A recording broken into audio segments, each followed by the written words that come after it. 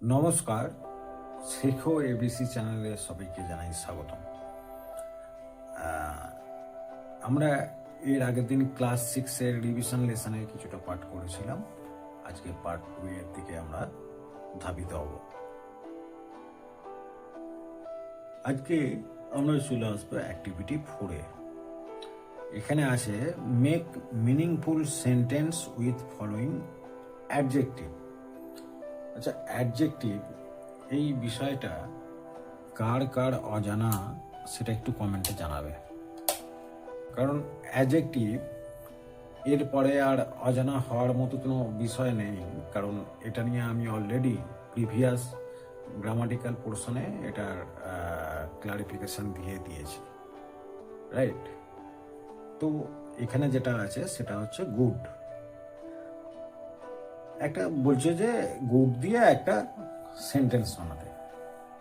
তা এটা আমরা যে কোনো সেন্টেন্সই বানাতে পারি। সেটা হচ্ছে যে যেমন অর্ণব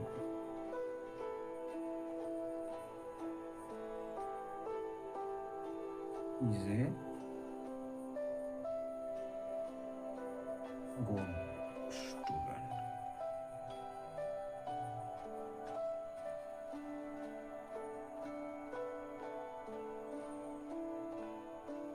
ঠিক তেমন 6 দিয়ে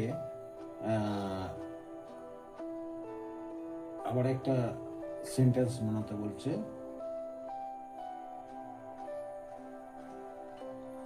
তাহলে on the 6 student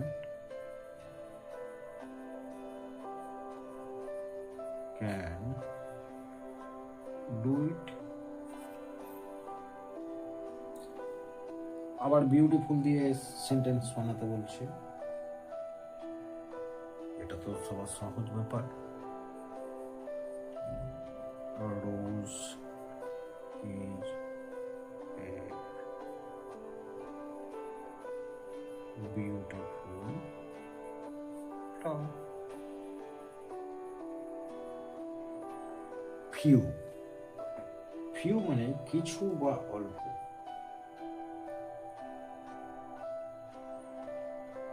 তাই তো ফিউ দিয়ে আমাদের একটা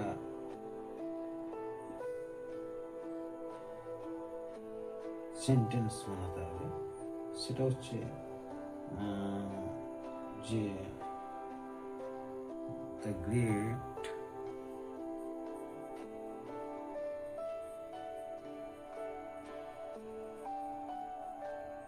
সুনামি, টি দিয়ে শুরু হয় কিন্তু tsunami, TSUNAMI, great tsunami was blowing on the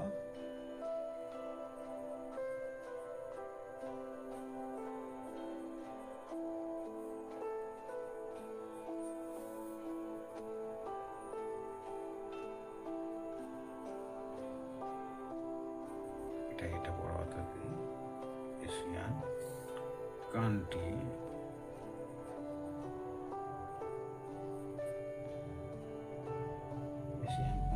before few years ago.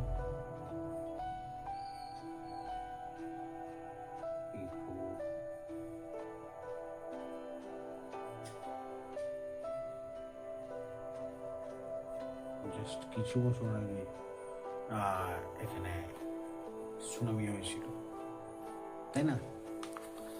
আচ্ছা, নেক্সট আমরা চলে আসি। এখানে একটা লেট স্টক দিয়ে একটা দিয়েছে, স্টাডি অ্যান্ড বিফোর এই above picture and describe A to the classes. যে দেখা যাচ্ছে একজন বাচ্চা মেয়ে ঠাকুরদাকে হেঁটে হেঁটে নিয়ে যাচ্ছে কোনো প্লেগ্রাউন্ডে, যেমন এখানে বসে আছে, এখানে দৌড়াচ্ছে, মানে খেলার মাঠ থেকে আস্তে আস্তে নিয়ে যাচ্ছে। এই সংক্রান্ত একটা আলোচনা ক্লাসের মধ্যে করতে বলেছে। এনিওয়ে, আমরা অ্যাক্টিভিটি 5-এ চলে আসবো, রাইট? তো অ্যাক্টিভিটি 5-এর মধ্যে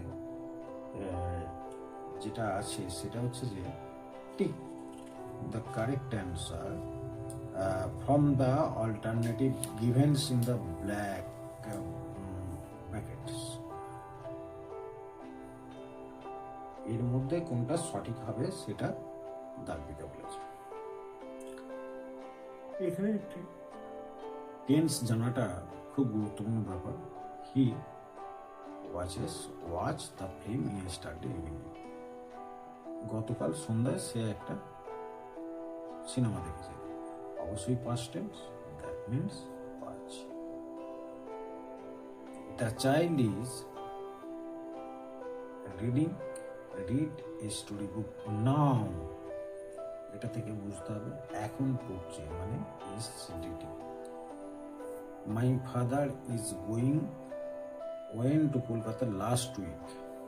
আমার বাবা কলকাতায় গিয়েছিল গত সপ্তাহে, তার মানে পাস্ট টেন্স ওয়েন্ট।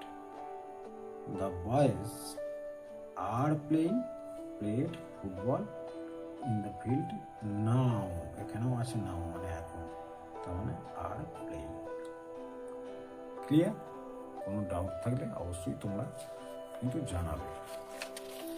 নেক্সট আমরা চলে আসি অ্যাক্টিভিটি 6 মধ্যে, রাইট? তো অ্যাক্টিভিটি 6 মধ্যে যেটা আছে সেটা হচ্ছে যে crossword and downward. Complete the cross puzzle with help the given clues. Traditional folk dance of West Bengal, one of the 7 wonders of the world, classical music of South India।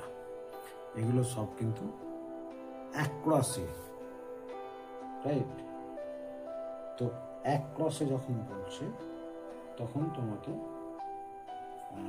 ওটা across অনুযায়ী সাজাতে হবে।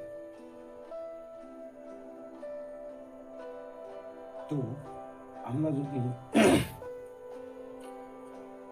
Across অনুযায়ী যদি সাজিয়ে দেখি তাহলে এই প্রথমের যে 2, 3 এবং 5 এটাই পড়বে, মানে এখানে পড়বে, 3 পড়বে এবং 5 পড়বে, রাইট? এরপরে ডাউনওয়ার্ডের দিকে গেলে ক্লাসিক্যাল ডান্স অফ কেরালা, এটা 1 পড়বে মানে আপ ডাউনে, 4 পড়বে আপ ডাউনে, 6 পড়বে ম্যাচিং দ্য রিদিম। তো আমরা এক এক করে সাজাতে শুরু করি। 2, 3, 5 হচ্ছে traditional folk dance of West Bengal. West বেঙ্গলের ট্র্যাডিশনাল যে ফোক ডান্স আছে সেটা ছৌ। কত নম্বরে আছে? CHA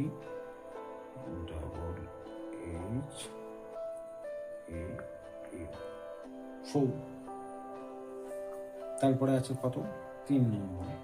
3 নম্বরে কি আছে? One of the 7 wonders of the world.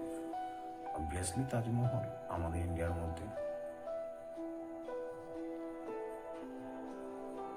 Taj Mahal.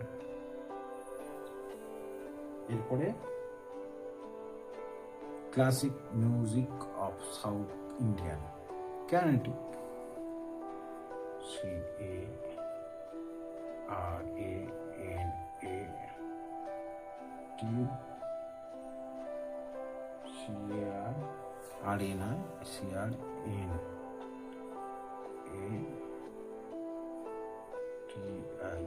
Carnatic. তার মানে এটা কি হলো?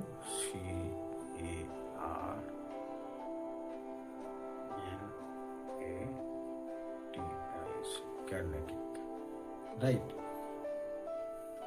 স্পেলিংটা একটু গন্ডগোল হয়ে গেছিল। এই 3টে হলো। এবার আপ ডাউনে যেটা বলছে সেটা কি কি? ক্লাসিক্যাল ডান্স অফ কেরালা 1 নম্বর। কথাকলি দেখো মিলে যাবে, K2 এটা এইচ, এ, কে, এ, এটা এল, এটা আই। কথাগুলি হয়ে গেল। Carving of wood of or stone, the sculpture, স্থাপত্য বা মূর্তি। এটা কত নম্বরে আছে? 4 নম্বরে। S C U L P, এটা কিন্তু টি ইউ আর এ, স্কাল্পচার। মিলে গেল। আর তারপরে আছে matching in harmony,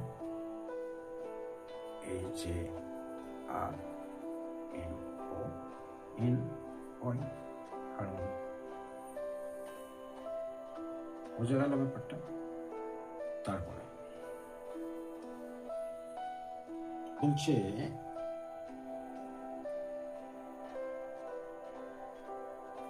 puncture the given sentence.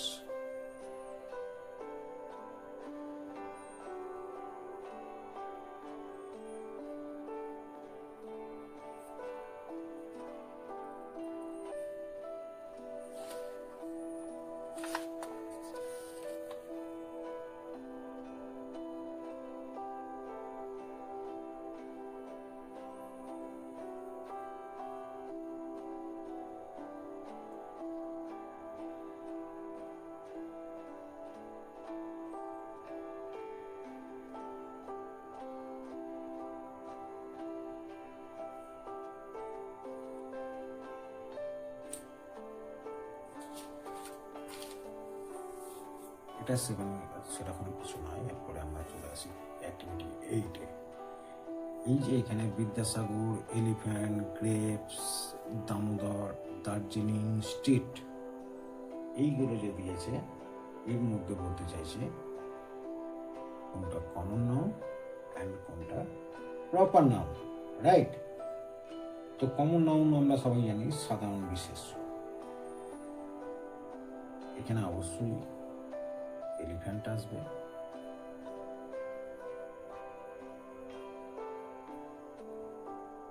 আর কি আসবে? গ্রেপস। আর কি আসবে? স্ট্রিট। আর প্রপার নাউনে নাম যখন মেনশন করে দেবে তখনই প্রপার নাউন। এগুলো আমাদের গ্রামাটিক্যাল পোর্শন, তোমরা দেখলে বুঝতে পারবে। BIDOIASAGR, বিদ্যাসাগর, দামোদর, DAMODOR, দামোদর, দার্জিলিং, মানে নাম মেনশন করে দিয়েছে।